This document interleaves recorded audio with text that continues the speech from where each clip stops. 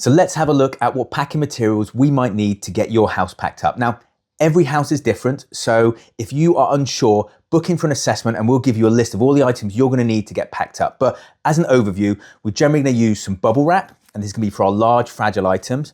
Packing paper, this is gonna be used in the kitchen for our glassware, our crockery. We're gonna have two sizes of boxes, which I'll go over, one for our heavy items and one for our fragile items, and a larger box for everything else.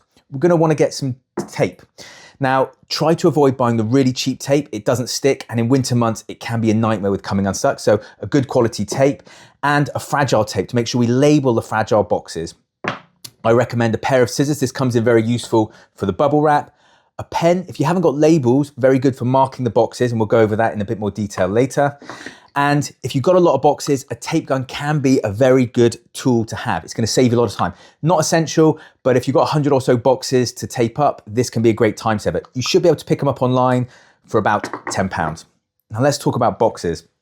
So the important thing when we buy boxes is that we make sure we get double walled boxes.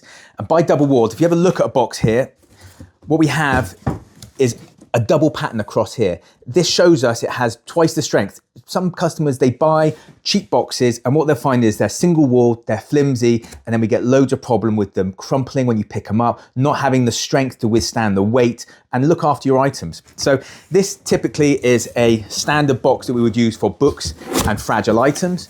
We're looking at about 30 centimeters by about 50 centimeters.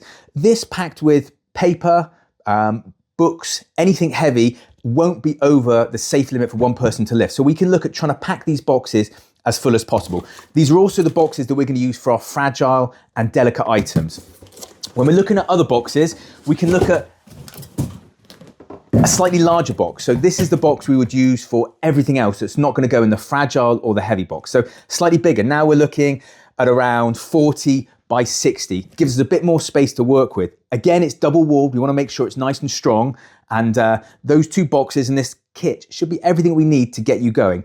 There will be chances and some circumstances where you have some delicate items that might need extra attention. And this we can look at export wrapping, padded corners. Generally you find customers that have very large TVs, which are now very thin, they'll need extra care, or antique furniture, which might need extra wrapping and protection. So if you have any of these items in your home, get in touch and we'll tell you the best way to prep them for transport.